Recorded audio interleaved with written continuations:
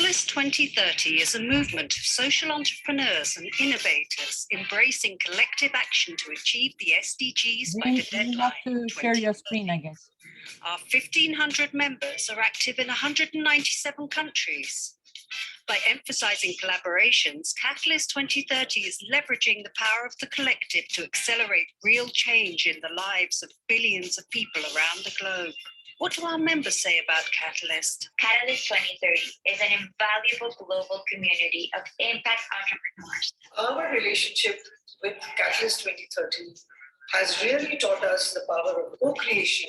Join Catalyst 2030 and network, bond, and collaborate with our family members. And I like the spirit of bringing change makers together to share and learn from each other. Catalyst really understands the transformative nature of collaboration. It's also a platform that can give us new tools and resources. Catalyst 2030 has put my work on steroids. But most importantly, to come up with solutions that are practical, ways that can really make things happen, because social entrepreneurs are doers.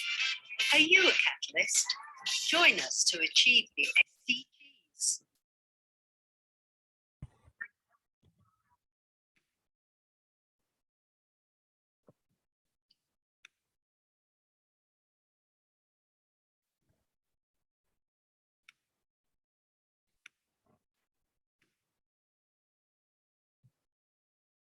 Welcome to those who are arriving. It's great to be with you here today to talk with you, with my colleague Ana Claudia, about the work that we've been doing around measuring the impact of relationships for collaborative systems transformation, that we can start to put measurement to some of these things and see how that could be useful. So it's great to be with you all, and I invite you, as you're coming in, if you could put in the chat your name and where you are, that would be great to start to get a sense of who's in the room with us.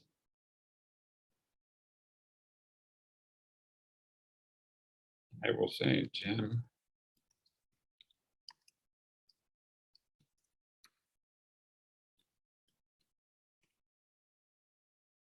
Los Angeles, Portugal. I am in Mexico City. Calling from Switzerland, welcome. Wonderful. So we have many time zones, which is always kind of fun. I just flew in and arrived here 4 o'clock this morning from London via Paris to arrive here at 4 o'clock in the morning and get situated. So all these time zones is wonderful. Well, welcome. What we'd like to do is to share a little bit of our story, have some questions with you, and live through this experience and see what could be next in thinking about this. And as I said, Ana Claudia and I will be going through this together, and from Barcelona, welcome, and sharing what we're learning. And then Ana Claudia or I will jump in and see. So can everybody see the slide presentation? Is that what you're looking at? Perfect, thank you. Thank you. Trying to get it up, good. So the idea is, can we start to measure the impact of relationships for collaborative systems transformation? So sharing a little bit about our research in our practice of this and some of the emerging questions. So that's the idea today. What is the current challenge that we see? What are some of the observations about what's possible or not? What is a model that we're using, digging into that with a little bit of our findings and what you can do. And so what I'd like to do is to start, is starting to think about, when I say the we, who are we talking about? So we have the Institute for Strategic Clarity, which I lead, and Ana Claudia is a board member of. We are also affiliated with a couple of groups on human flourishing and the Center for Work Health and Wellbeing at Harvard and the School of Public Health. We have Catalyst 2030, the groups from Portugal and Spain, and Global We, an organization that Ana Claudia is leading, as well as a Leadership for Flourishing initiative between Harvard and Oxford, and Action for Systemic Impact. So this is when we say who are we, what are we finding, and what are we doing? This is some of who the we is. So the question that we're facing with, in your theory of change, what is your impact? And is there an impact from these are the kinds of activities that we're doing. Excuse me.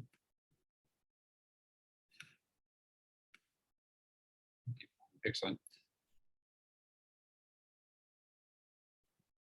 Maybe, Anna Claudia, could I make you the co-host also so that you could? Absolutely. Yes, please. I take care of that. There you are.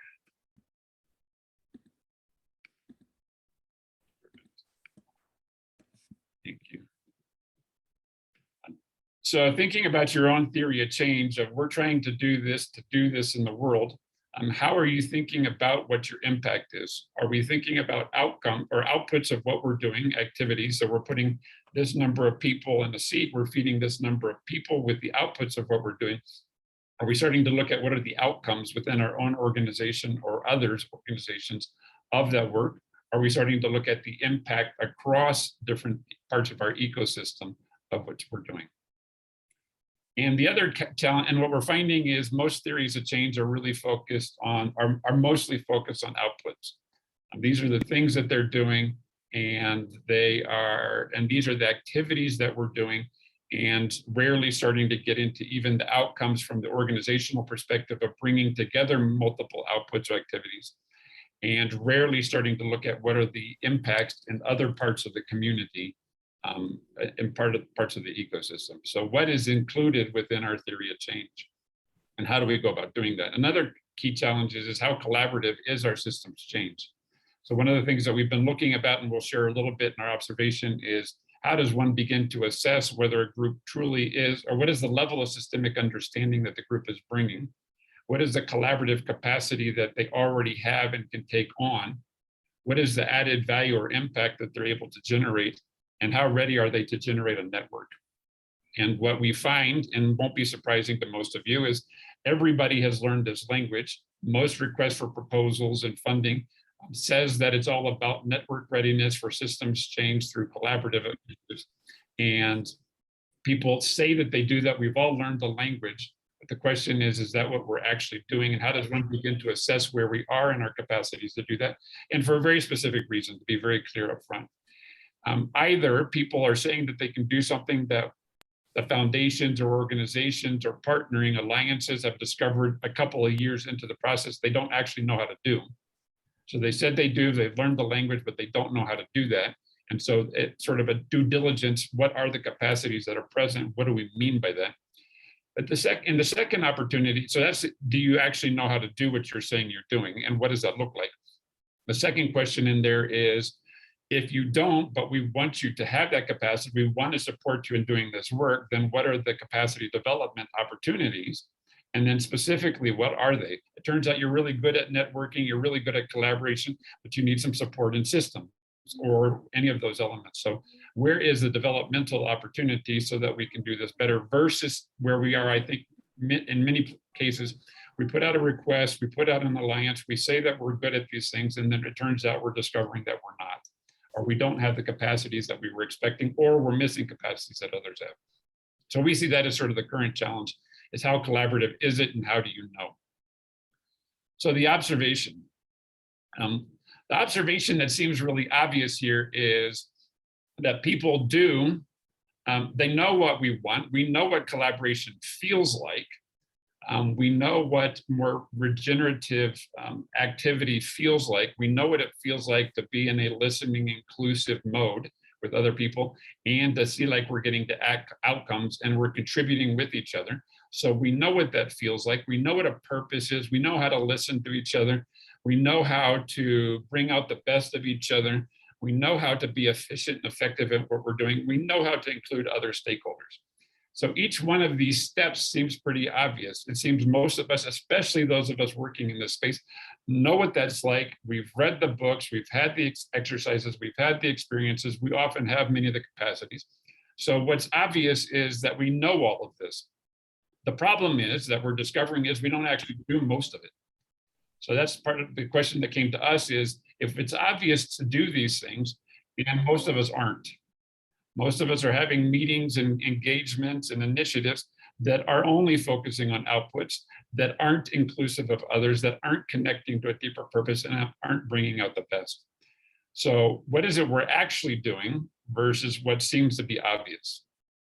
And so this is what we want to start getting into a little bit in this exploration, is what we're starting to find as we're going through this, with a way to frame it as well as a way to start measuring it. So I'm going to start with a question to us is, how do I get the thing to stop blocking I can't see the title anyway, right?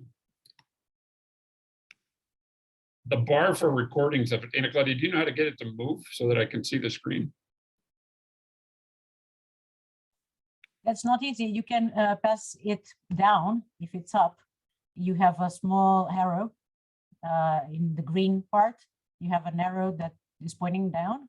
You can pass it down, but oh, I got you. There you go. Thank you. Okay, good. All right. We have a kind of a personality. I hadn't seen the green arrow before. Thank you. So the reflection for us, and for those of you here with us, and we'd love to either have you respond in the chat or quickly reflect the answer to this question. So thinking about a soccer team as an example, what soccer team has better results? The one with a great culture of collaboration, or the one with a competitive culture inside the team? And so we invite you to either put in the chat if you're more comfortable that way, or to speak, take yourself off mute and share. What is it that you're experiencing is better?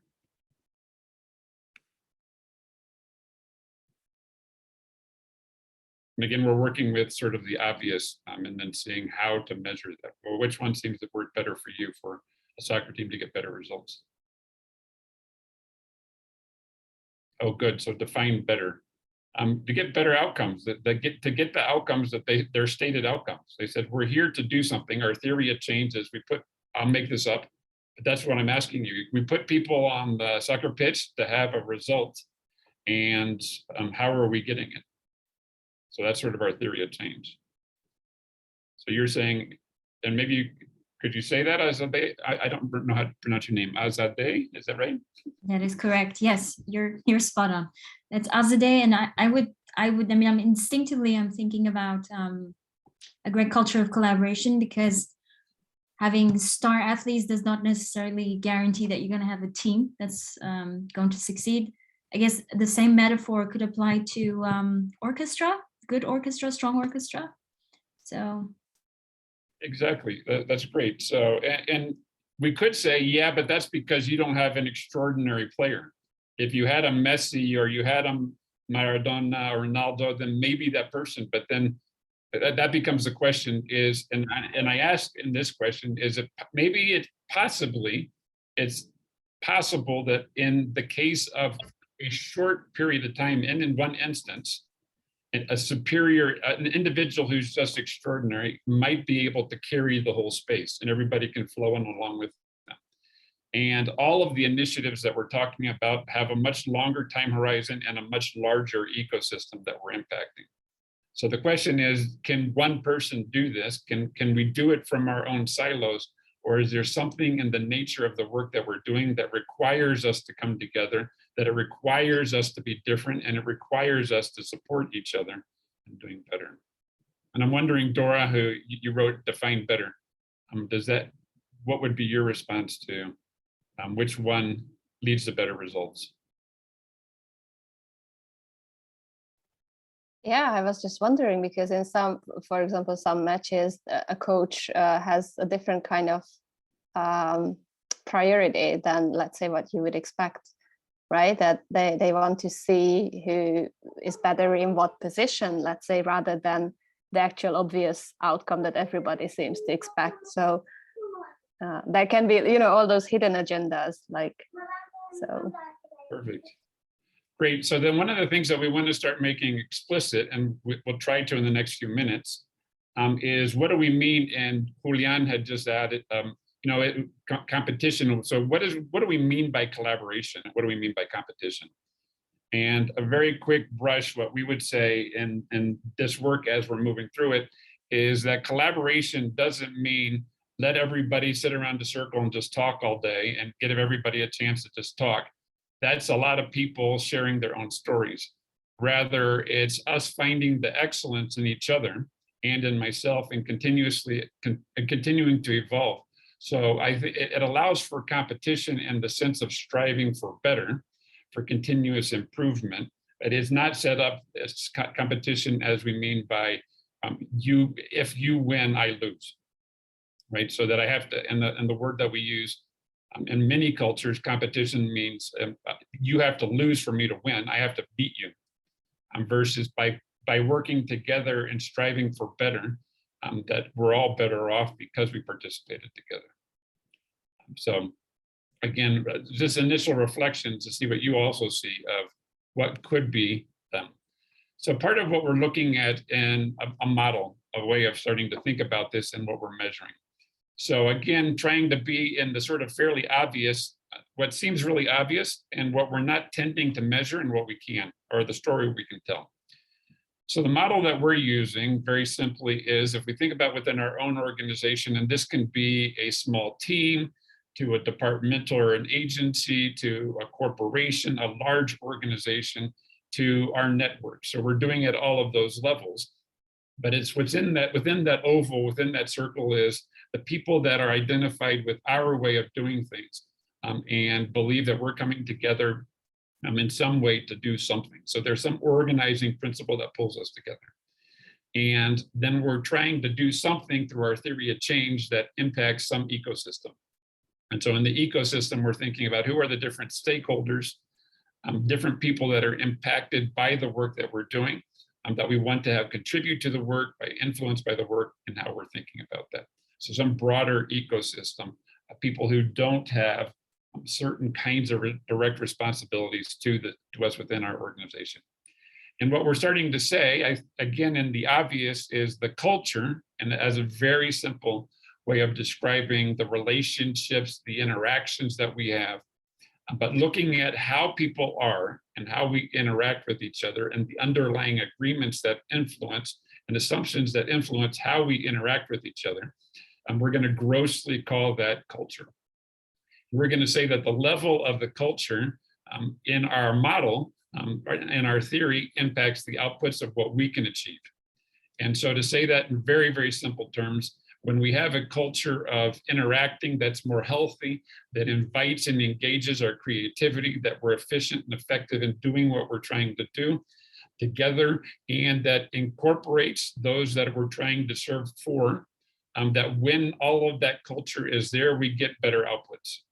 We're more efficient and effective in developing and delivering and transforming the outputs that we're trying to achieve. Said the opposite is, again, sort of the obvious. When we are not good at engaging people, we're not even clear on what we're trying to do. When we're not engaging people, we're not listening to each other, we're not being very creative or listening and building on the creativity together. When we don't really know how to work with a lot of inputs from different people, different parts of our system, to efficiently and effectively transform those inputs into something that is an output for us, for other people, and we don't even know if they really want what we're offering or can receive it in the form that we're offering. With all of that, if we do that poorly in the assumptions underlying how we interact with each other, then the outputs have to be less. So that's what we mean by the level of our culture, or something about our culture leads to our outputs. And the question is, does that also impact the culture, the ways that our ecosystem interacts, whether they're direct clients of our work, in nonprofit works or agency work, or our clients in our businesses? But does it also influence their culture? And does it influence the outputs they're able to achieve? And is that part of the definition of our impact? So briefly, does that make sense as an overall very, very simplified model of what we're looking at? Okay, good. So again, very oversimplifying to say we're looking at, does our culture affect our outputs?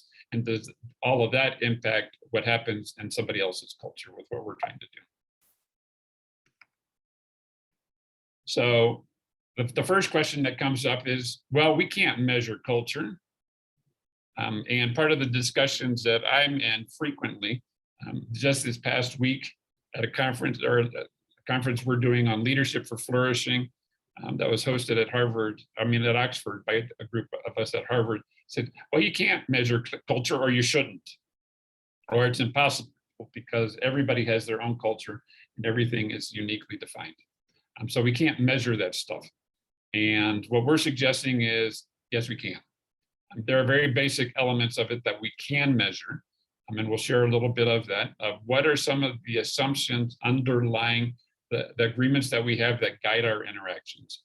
And so we can start to get a handle on what is it that we're doing when we look at the people and how they're centered within our community, and the kinds of activities that we do that support how we interact with each other. So we can start to measure that. And I'll say it this way, in a very simple way. My observation is, for decades now, we've gotten quite good as humanity, with most of my work being in the Western hemisphere and Northern, but some in South Africa, Ghana, and a lot in Latin America. It is that we're really good at measuring administrative data. So we're really good at measuring financials of stuff, monetizing things. We know how to do that pretty well. We're also pretty good at measuring the efficiency and effectiveness of activities and processes. So we've got thousands of key performance indicators that we can have for the administrative data of how much money we have and how activities are moving and the efficiency and outputs of those activities. We're really good at that. Also, in the last 20 to 30 years, people have gotten quite a bit more robust in the interior subjective experience of individuals and collectives, and starting to come up with surveys or ways of ethnographic ways of looking at what are the values that are underlying somebody, and becoming robust at that. And so there are a lot of surveys that we do, such as communities I'm in, of flourishing. How do we measure flourishing in the interior subjective experiences? So the point is that we're starting to be able to get good at looking at both the interior states of individuals and collectives, and we're quite good at measuring the externally objective measures. And the question is, can we start to connect those dots? So basically what we've come up with, and then we want to start asking some questions of you, is a couple of tools that we're highlighting here for measurement. For the culture, we have a thing that's called the strategic scan. And the scan, very simply, STAND is an acronym that stands for the elements I started with. What is your level of systems understanding? What is your collaborative capacity? How much value are you adding to your activity? And what is your readiness to network? And the way that this measurement system very briefly came about was working with a group of foundations and people leading network change initiatives. We started to look at when we had worked across groups that seemed to be pretty systemic in their understanding and really worked well through that, and groups that weren't so systemic, or they had some individuals who were or weren't, what were the characteristics that we saw from very low to very high systemic understanding across all of these experiences. And then we ended up doing the same for what does collaborative capacity look like. So basically we went and looked at a lot of our experiences and then started to look at what were some of the common characteristics of groups that were very low at collaborative capacity to very high across our experiences and a lot of different kinds of networks and organizations. And then how did we look at adding value and also network readiness? And those white papers that we developed on that are available at the Institute for Strategic Clarity, isclarity.org. And you're welcome to go see the white papers, how we gathered that evidence, and we started to look for framings. The point is, for now, we said we've come up with ways of saying we know what different levels of these four elements look like. That was part of that intuitive piece that we started with. We know what it looks like, and we can start to differentiate what are some of those characteristics across cultures to start saying, are we good at least at these four key elements? Or what is our level of strength of ability to do these four things around systemic understanding, collaborative capacity, adding value to the network, and network readiness. We've also been doing a lot of work recently on total value generated. And the idea here, very simply, I think simple, is to look at your ecosystem, look at the multiple stakeholders within your ecosystem, and to say how much value is being generated from within your own organization and within the different stakeholders that you have within your ecosystem. So what is the value that's being generated in their outputs? We're using value generated for a very specific reason. It ties to the capital conversation of economic capital, human capital, social capital, different capital-based ways or asset-based ways of looking at communities.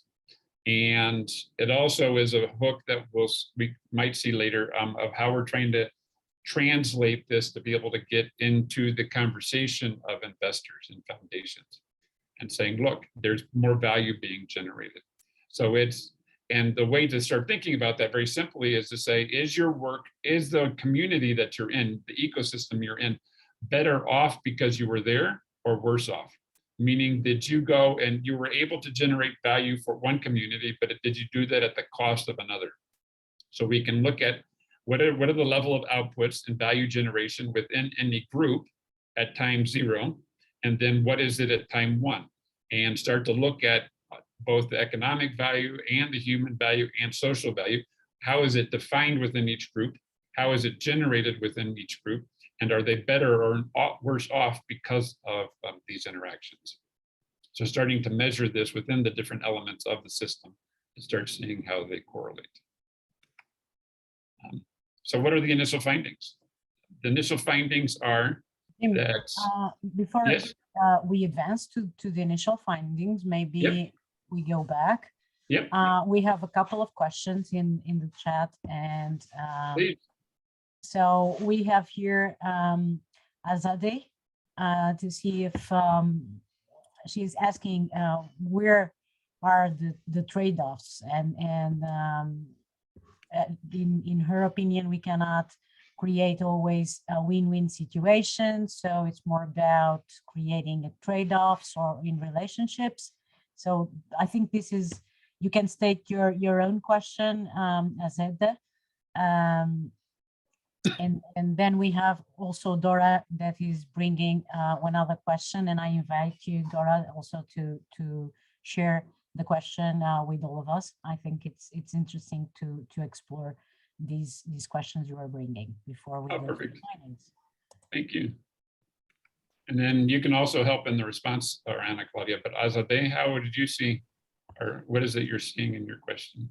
Yeah, I mean, it's definitely a very interesting question, because I've done a very different model around system impact or system change, where I looked at the micro, meso, and macro levels, yep, and particularly focusing on the meso. I mean, quote unquote meso. And in most of the models that are out there, there's an immediate assumption that we are going to go from the micro level of change to the macro level of change, creating win-win situations for everyone. Mm. But the reality is also showing that across that process, there are a lot of trade-offs. And there's, of course, that you have to build trust, but there are also aspects in the complexity of the relationships, the complexity of organizations involved, that we cannot get everyone on board aligning and agreeing to the same things, right? And there are some trade-offs there. So I'm curious how this model, or whether you're also looking at that angle potentially in your measurements. Does that even make sense? I'm trying. So I could take a pass at restating it briefly, and then a first observation, then I'd love to hear what you're seeing, Anna Claudia. So one of the things that, one of the difficulties we've had in addressing that question for ourselves of where are there trade-offs or difficulties in trying to meet certain needs at the cost or benefit of others is depending on our built sense together within our ecosystem of some of these dimensions. So when we found, for example, groups where we had done a lot of the systemic understanding together, and that doesn't mean that we spent years and years doing this, but we spent time and space doing that and defining as a collaborative that we could listen to and work with each other and agree on a purpose, come together in agreement on a purpose from a systemic perspective, and be developing that network readiness, then some of the issues of trade-offs started to go away. And I can be specific around why.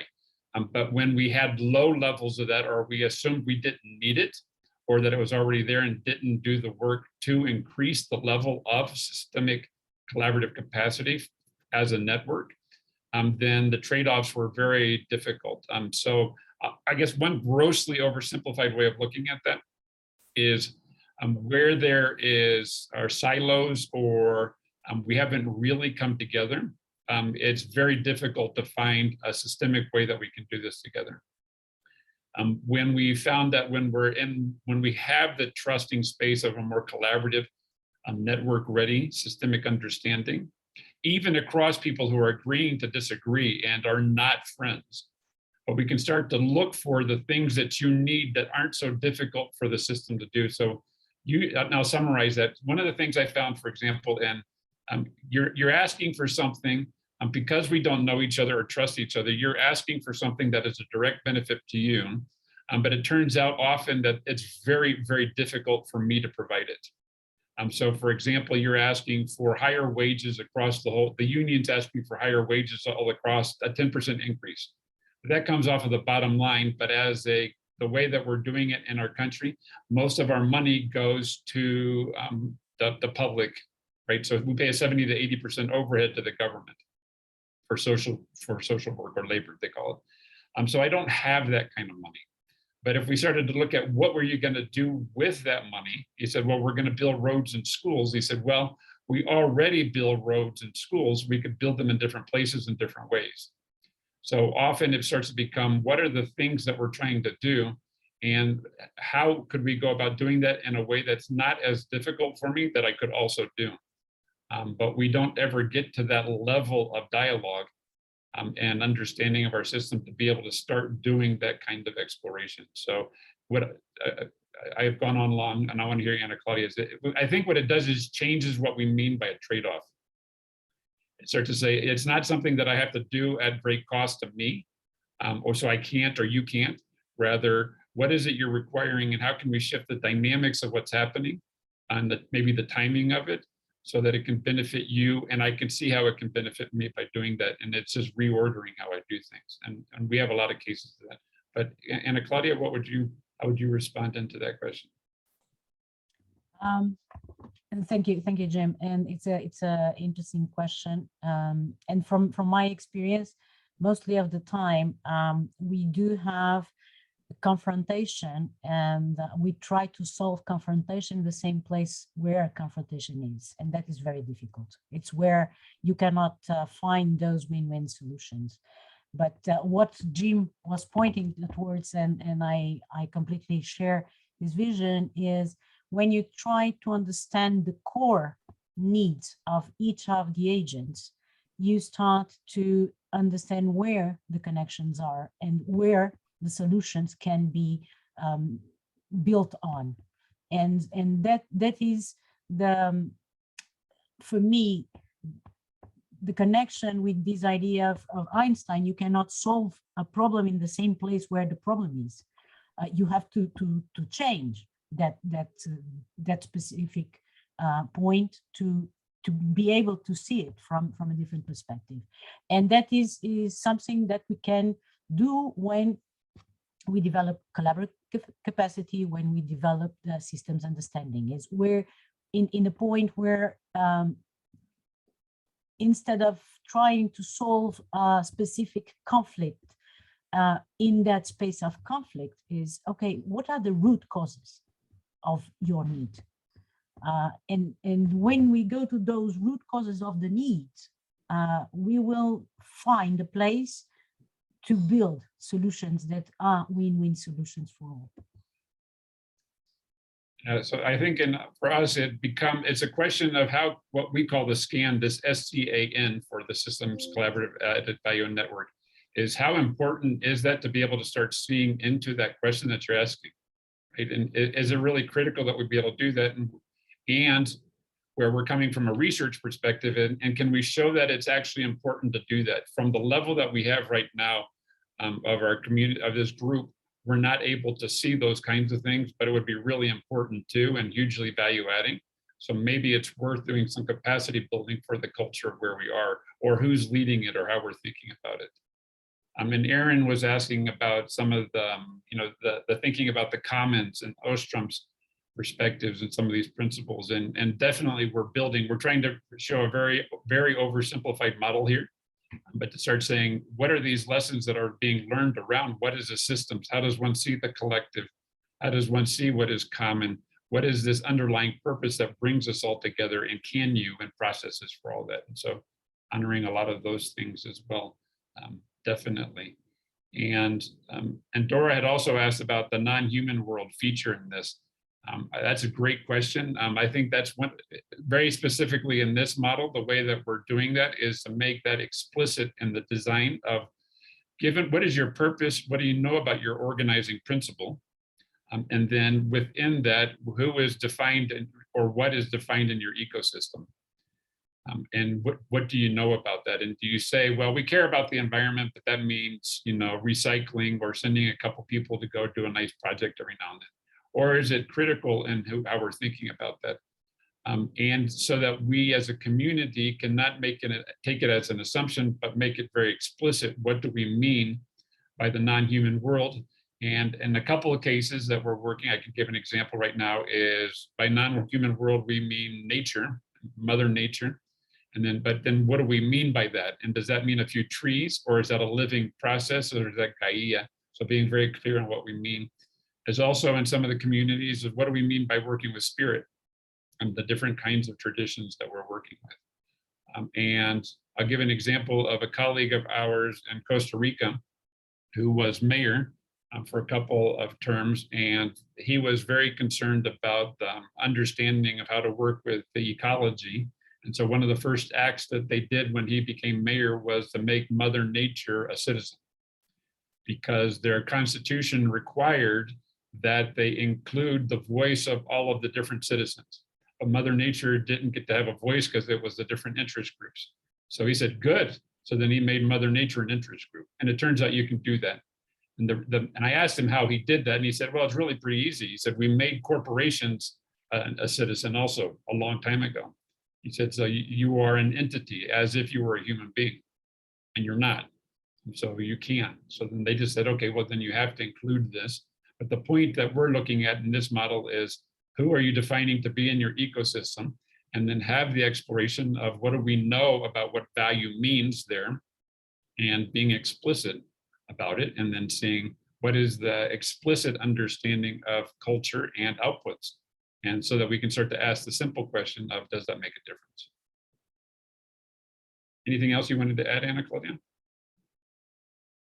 No, not at the moment. I was thinking about the value and the voice of traditions and a lot of cultural behaviors that are inherited, and sometimes they also need their voices. We're talking about the wisdom of the elders. We talk about the wisdom of indigenous communities, and all this immaterial patrimony is or heritage. It's something that needs to have a voice also. So when we're thinking about these ecosystem, it's in a broader sense.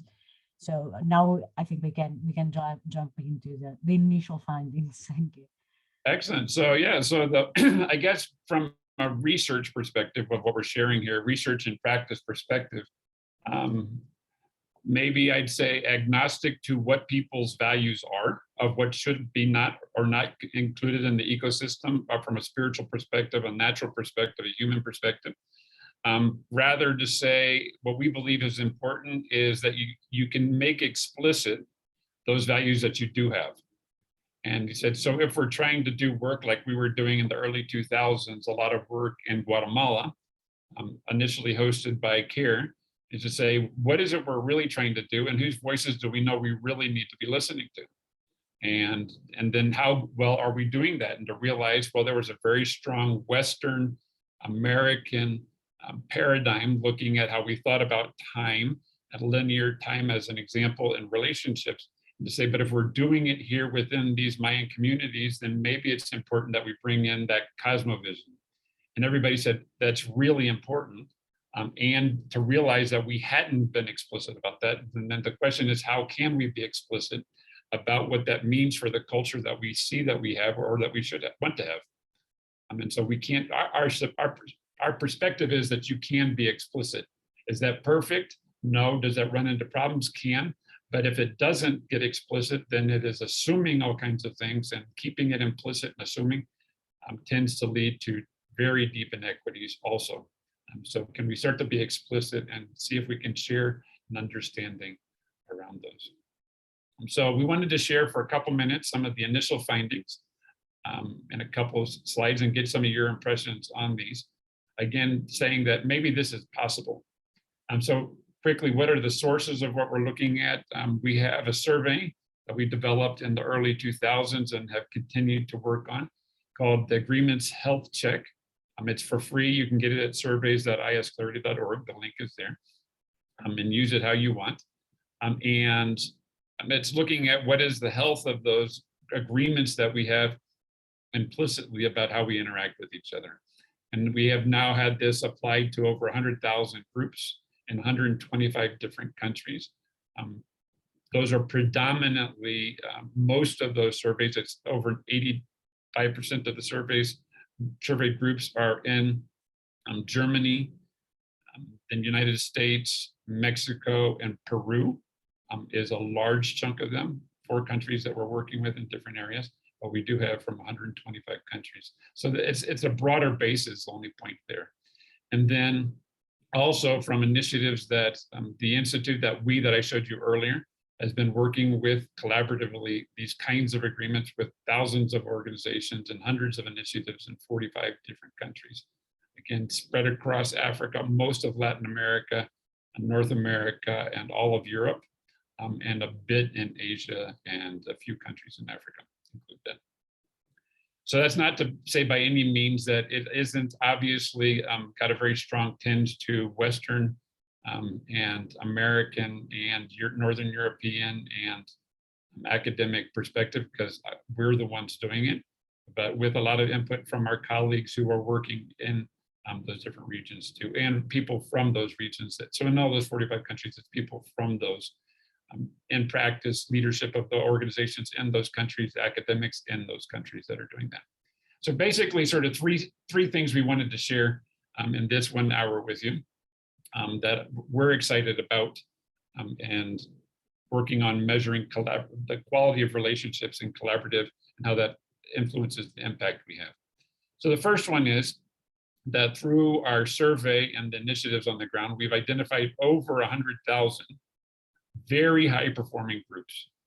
And this is more language I use out of, I also teach in the business school for the last 30 years in Mexico, Europe, and now Boston College in the US, but also taught in South Africa. It's very high performing groups. And what does that mean? They're very high engaging cultures and they have very high impacts, and everybody around them knows that they are of such.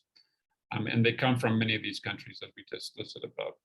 The point here is that we've identified them, we know them, and we're working closely with hundreds of these. So we're starting to make an estimate of the ones that we found and the way that we went about finding them, that there must be very conservatively millions of people that are living this way at a very high engagement and very high impact every day, everywhere. And to us, that's exciting, because that says that we don't need to go to Manhattan or London or Tokyo or Berlin to find brilliance because they happen to have money. Rather, maybe people all over the world are figuring out how to be very high performing, very high engagement, very high impact groups. They're doing it very well. And they're models for us to learn from. And so maybe it's not that there are a couple of really weird groups at spectacular places like Palo Alto or Tokyo that have figured this out. Rather, maybe they're human beings all over the planet. We just don't know how to look for them and figure out what have they figured out and how to do it the Ghanaian way. So we figured there must be millions, and we think that it's actually tens of millions of people who've been living like this for decades and are living examples that we can have. So our question to you in these remaining moments, we have a couple, is when you hear that more than 80% of people are disengaged at their work, so those are the global Gallup studies and whatnot, of 55 to 80% of people are deeply disengaged. When you hear that, what do you think about maybe we could, if we hear that 80% of people are highly disengaged at work and having very low impact, the flip side of that is the positive deviance. That means that 20% aren't highly disengaged and highly low impact. They're having high engagement and high impact. So maybe we could go find them. And does that make sense to you? Any reflections or quick comments on that?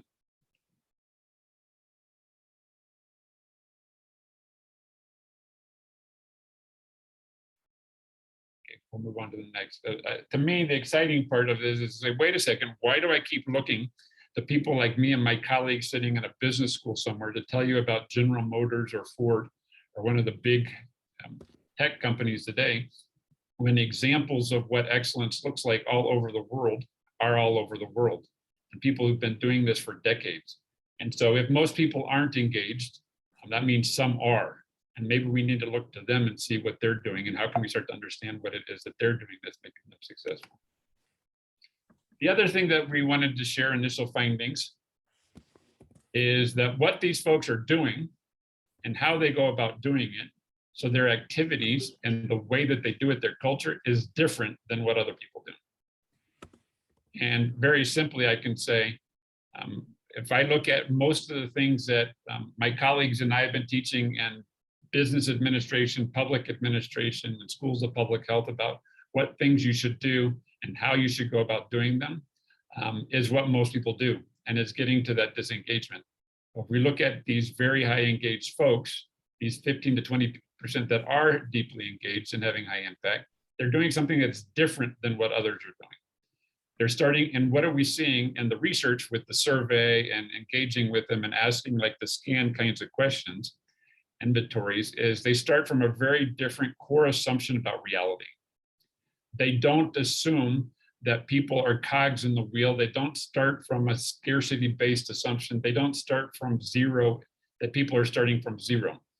They're finding that they're coming from principles that they believe that they're meeting human beings, that these beings have infinite creativity available to them, that they want to make a contribution to life, that together we can be far more creative and do really interesting things. And so they know that the other human being has that, and so they're looking for it, and they're finding ways to more efficiently, effectively engage others with that. So they start from a different set of assumptions, and the way that they work together starts with different principles. And so I guess sort of to summarize that, we said, don't assume that we know, which is the previous model, rather ask. We said, so you're cool, you're doing something very interesting, you seem highly engaged and high impact, and figure out what is it they've learned about how to do that. What are they doing and how are they doing it, and where are they starting from that's very different. And I guess our final observation, and we'll have a few minutes for your reflections, is that our initial insight is that everyone can do this. When we started to be explicit about this work in the early 2004, 2005, we said, okay, well, Jim happens to be at a very elite institution. I was working with MIT at the moment and Harvard. So maybe it's because, you know, we're special and we got to find the 2 or 3 people that are doing really cool things, and everybody else is a worm, right? And that's sort of the, if you're in Palo Alto or you're in one of these super high techs, then you're successful, but everybody else can't be. So the assumption there is called an endowment effect. The reason you're successful is because you're smarter than everybody else. You're more successful because you have a lot more money than everybody else. You were born rich or have access to the rich. Or you're just better looking. There are even a lot of studies that say better looking people have a lot better impacts in the things that they do. Well, we've gotten to go visit, identify thousands of these groups and visit with hundreds of them deeply. And what we're finding that's exciting to us is there's nothing extraordinary about any of these people that we're finding. And meaning that they weren't endowed with, they weren't born rich. They didn't have a far better education than other people. They didn't start out with a lot more money. They weren't better looking than everybody else. So maybe their mothers loved them just as much as everybody else's mother does. But they started from a different assumption base. The point is, in that what they emphasize themselves in every one of these groups that we found is they're ordinary people, but they start from a different assumption. And what is that assumption they start with? They start with the assumption that they do what other humans do every day. And what they don't do, which is where I started, is they don't forget that. And I think where I started or tried to start this 45 minutes ago was, what it seems, most of these things seem really obvious to us. We know that we have a creative human being. I know that I care about stuff, and I know I get passionate and excited. I know that others do. That's why I like talking with people and hanging out with, for me, like with Anna Claudia, because we have fun doing it. I know she's engaged. I know she cares. I know we can be creative together. And then we stop doing it when we start interacting. We shut all that down. And so we say, well, it'd be nice if we could do that, but we don't. And the question is that these other groups have figured out, they said, well, why stop being human? Why stop that process of engaging deeply with our creativity, with what really excites us, with what we call our big yes? And how are we learning and evolving and developing that and contributing to that and doing and knowing how to do that well and effectively and competing with ourselves to strive to be ever better? He said, so it's not extraordinary, it's just human. The difference is we do it every day. We don't forget to do that. We live this way. So what we've been experimenting with for the last decade or so is, what can you do to do that? And if the question is, if you want to live this way, then you can, because all you have to do is shift your agreements. And that means remember to do what you already know to be true, aligning with your yes. And that we've found thousands of groups who are already doing this. So when we get into those difficult things like, well, then how do you actually do that in a real organization? Because it's too hard. Say, well, we've actually found hundreds or at least thousands that do. So let's go look at how we're doing that, so we can start to take that and through agile processes, well, I'm gonna go try some of those things. So we're starting to do some shared learnings. And one of those first ones, as an example, was Anna Claudia, who was one of those groups, and taking her as an executive of a big software engineering firm within a big bank to meet with the textile company leadership. Say, you're asking similar kinds of questions. I want to figure out how you're doing that, that we're each asking each other. So the point is you can make this. We've seen the shifts, and we're already working with thousands of groups that can do it. So if you think that is not possible, you can connect with your experience of what you know to be true and find others that are, and figure out what they're doing. And it turns out we human beings are also good at copying and trying things that others have figured out how to do. So it's not just theoretical, it's not a fantasy, it's people are figuring this out, and they're normal people. And they're finding out things that we can go try for ourselves. So here are a couple tools, and then we'll finish with some space for other questions or comments. Is the strategic scan, which I mentioned. We have, in the footnotes to that, I said we have an introductory guide, 70, 80 pages, written by folks who think a lot about how do you get into a concept like that.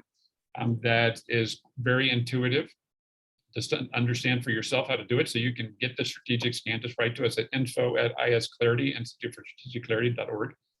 And very happy to send that to you. I've used that with my graduate students, my undergraduate students, and a bunch of the group and initiatives that we work with. And they found it very helpful to get into the concept very quickly and start using it yourself. So use it yourself. You can use the survey called the Agreements Health Check at surveys.isclarity.org. It's free, it's online, you can use it yourself, and it gives you feedback on your agreements and where that stands in comparison to others. You can also start to measure your own output. So that's sort of thinking about measuring your culture as instruments we're using, or measure your outputs, and then starting to assess the linkages of those within your own organization and how that influences in others. And we have right now, we're doing that across a very large microfinance institution, across a large distribution company, and across 2 cities. And starting to look at what happens when you actually start to look at the outputs of these different groups and what they value in their outputs, how they determine their own value creation, and you look at their own culture, and starting to correlate these things. And it turns out it's not that hard to do, and you can. So start to do those. And what we'd invite you to do in this community is share. Share through the Institute. It's a big community practice. Share what you're thinking there. The Leadership for Flourishing is another community that I mentioned through Harvard and Oxford, where we're bringing people together from all over the world, including Global Social Leaders, which is thousands of youth entrepreneurs from 100 countries, 9 to 18-year-olds. or you can try this on your own and work with Iberian Affiliates, which is the group that's hosting us here at Catalyst 2030, Portugal and Spain chapters with Ana Claudia. So share what you're doing, either directly with us or go out and share with other people, but become one of those examples of people that are figuring this out and figuring out with others what they're doing when it comes down to the activities. Ana Claudia, you wanted to add in our last 5 minutes? Yeah, I want to point out here some comments, Dora, in a point of the group of the positive deviants, and people, when we start talking about people who were disengaged in their work, she was pointing out that maybe they are in their work, but not in their life. And that is a very interesting reflection, because that just proves that each of us can do it. We have, even when we are disengaged at work, we might be engaged in our life, in our families, in our group of friends. So it's not a matter of not knowing how to be engaged. It's a characteristic of what is around you, what kind of agreements you have specifically in that place, in that workplace, that somehow makes you be disengaged. So it's a very interesting comment, Dora. And then Aaron, he is talking about several of training and therapy, and I would generalize and agreeing with you, Aaron, is fundamental to work in human development and our own development as human beings, in order to be able to reshape and reconnect with our experience and understand that we do not have a limitation on having better relationships. We can have better relationships. In some point in our life, we have an experience that show us that we can do that. So it's a matter of develop ourselves, develop our own inner structure, and start to observe, I would say, what is possible and what are just agreements that we most of the time inconsciently agreed on, and we can change that. So those were the two comments that folks were sharing here, and I didn't want to lose that, and want to thank you all for your time and being here, and we are open to connect and to keep on going this conversation with all of you. Perfect. And as I said, there are spots where you can go if you just want the content. You can get that at IS Clarity, reading about the scan, doing the introductory document, using the survey, and doing that yourself. You can start to share those into some communities of practice who are working on these things, like the Institute or Leadership for Flourishing. And through Catalyst 2030, the two chapters of communities that are working with these kinds of principles and can support you or work with you in that. So that's great. So a couple more minutes in the last 2 minutes. Any other reflections or questions? Or thank you for participating.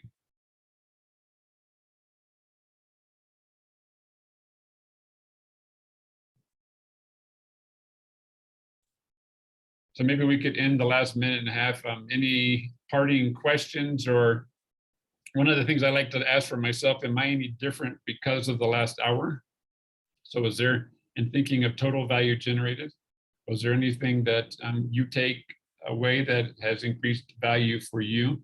And either a question, an insight.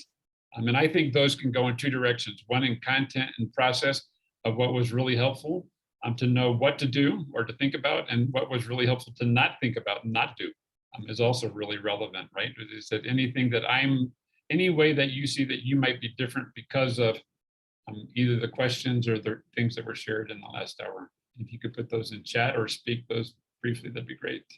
Jim, if you go to the next slide, we have that kind of invitation in the last slide. Perfect. Exactly. Oops. Perfect. Yeah, that one. Jim, I'm just interested, you mentioned microfinance. Would love to understand the impact of using these tools in the microfinance topic that you're focused Beautiful. I can give a 10-second version of that is, it turns out a lot of folks don't measure the value that's being generated within different people within the microfinance thing, such as a microcredit group of women and the entrepreneurs within that. Is she actually making more money because she's participating in this? And how do you ask that question and get good data? And so there's a lot of experimentation around that, but a lot of these folks are just measuring, how much money we have out there and default rates. But we started to look at how can you look at the quality of the culture, and does that matter? Is it just about giving money, or are groups who are doing this far better? It's because they're building very healthy groups of promoters within the organization that are working and developing very strong groups and communities that are the ones that are receiving these finances.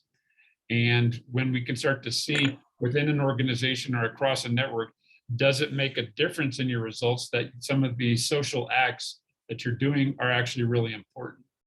And we're also finding, because we happen to have a very large database there that we're working with, that some are brand new to the group, and some have been in the group for 20 or 30 years, right? So there's different levels of maturity in how they're going about doing that and the kinds of things that they do. But we don't tend to ask those questions of how has your culture evolved? What do you do to support that? And does that make a difference in the outputs that you have? And how are you measuring outputs and value? So asking that and getting the big data. So now, we're over time, but we're in the wonderful challenge right now.